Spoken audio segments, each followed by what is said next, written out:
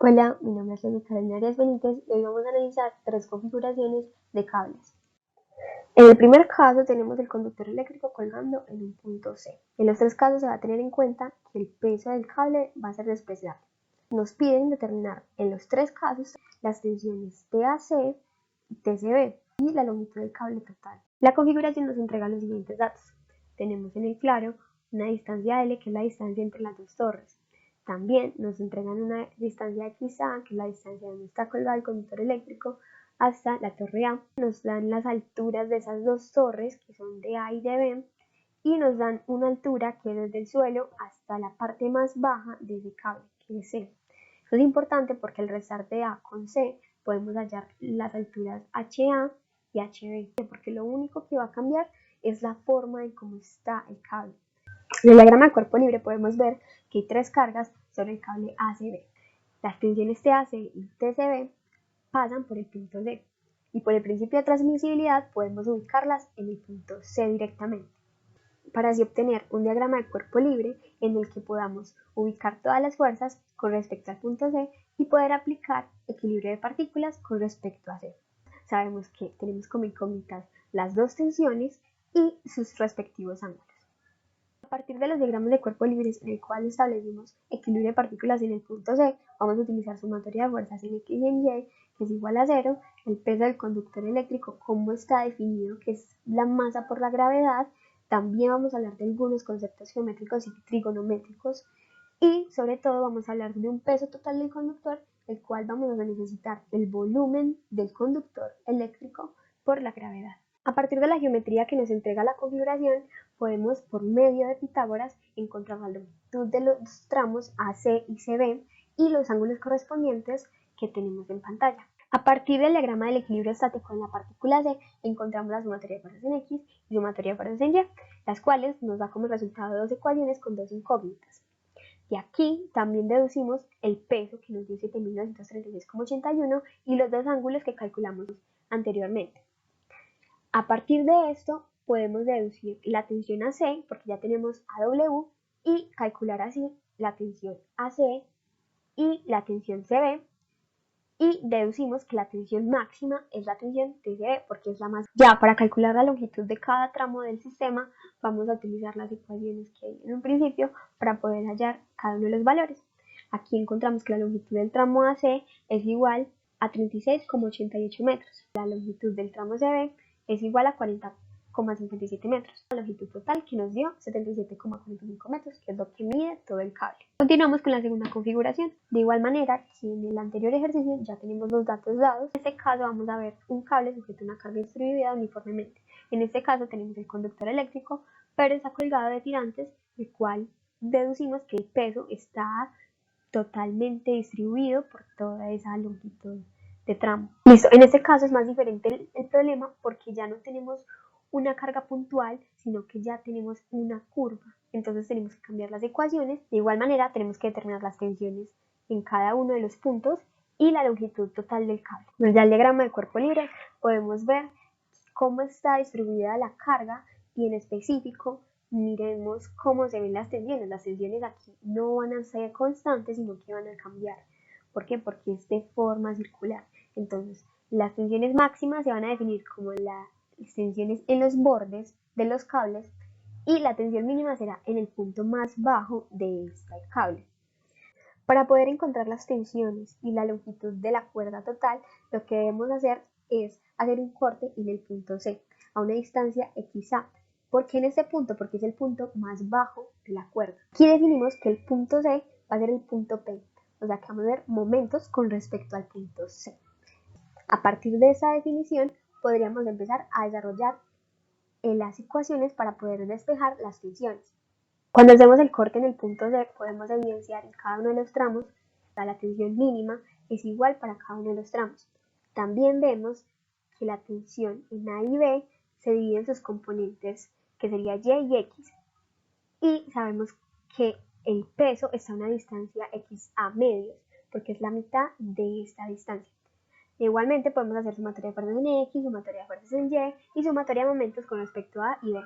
Y de ahí salen las siguientes ecuaciones, las cuales nos servirán para calcular alguno de los valores.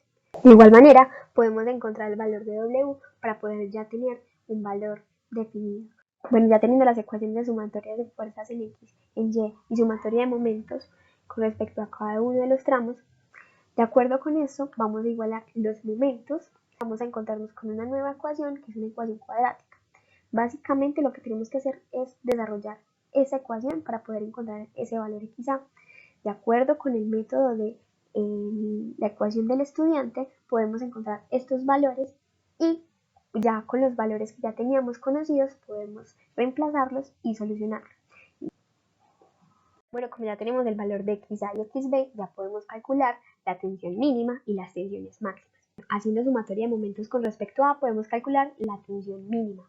De igual manera, en el tramo AC podemos hacer sumatoria de fuerzas, en el que podemos encontrar dos ecuaciones, las cuales nos va a servir obviamente sumatoria de fuerzas en Y para calcular T a Y. De igual manera, también sucede en el tramo CB. También sacamos sumatoria de fuerzas en X y sumatoria de fuerzas en Y. Y como tenemos el valor de XB y de W y de XA, ya podemos calcular esas tensiones. Entonces nos dan estos valores de tensiones. Ahora, como nosotros solamente hallamos las componentes de las tensiones en el punto A y punto B, entonces prácticamente vamos a ver la magnitud de la tensión en B y la tensión en A. Y ya la tensión máxima en B y en A son las siguientes.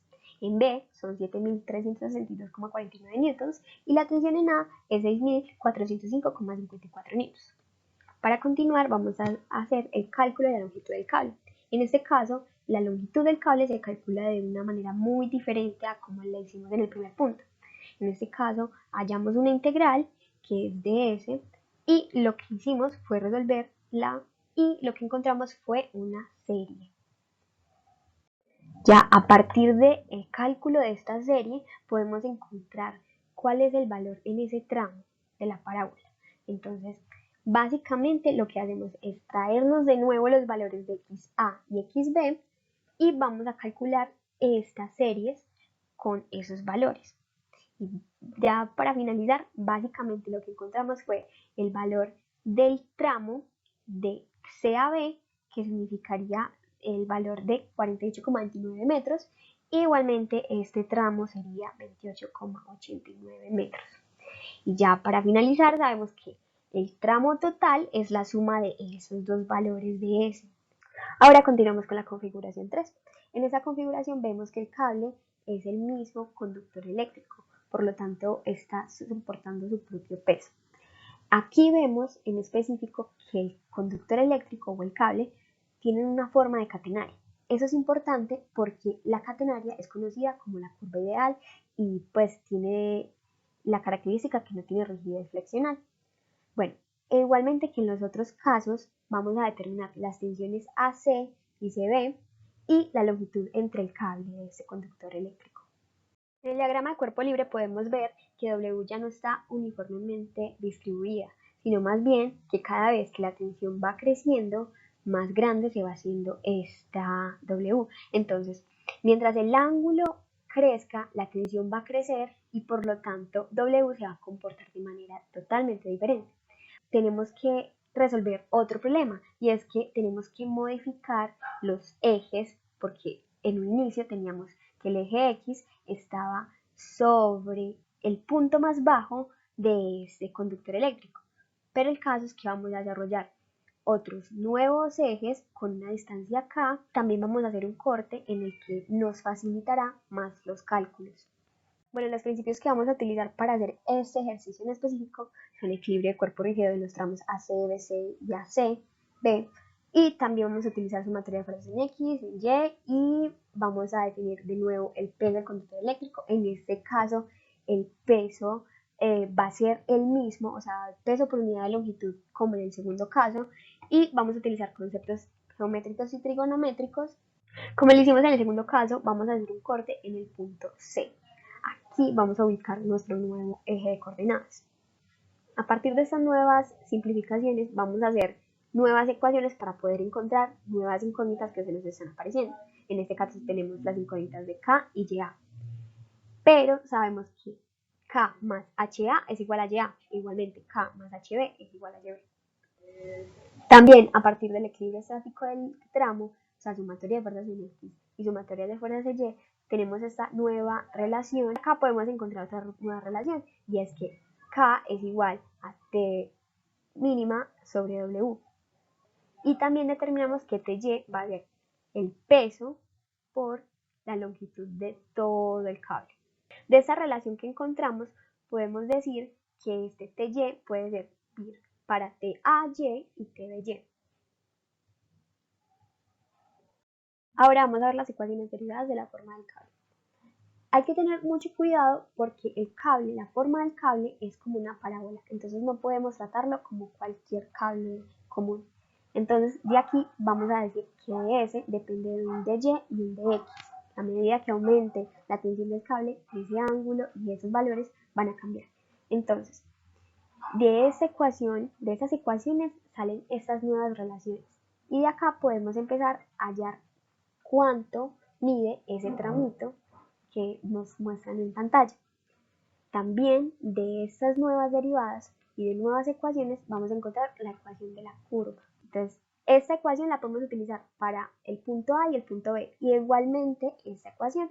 Ahora debemos encontrar un valor para K. Esto se hará por medio de un método iterativo, es decir, vamos a coger estas dos ecuaciones y ya al darle valores a K, estos valores van a encontrar el XA que necesitamos para que ese K sea el correcto.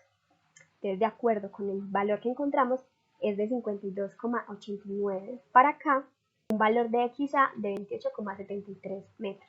Y ya con estos valores encontrados, podemos encontrar además los valores de YA y YB que están dados por estas ecuaciones. Ya, como sabemos el valor de XA, también retomamos a la ecuación de XA más XB es igual a L, un valor de XB de 43,26 metros.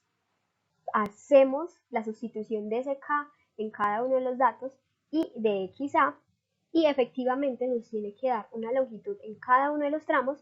Si sumamos esas dos nuevas longitudes, podemos encontrar la longitud total del cable. Para encontrar las tensiones máximas y la tensión mínima, lo que vamos a hacer es retomar las ecuaciones de equilibrio estático. En este caso sabemos que T sub 0 está dada por W por esa constante que encontramos.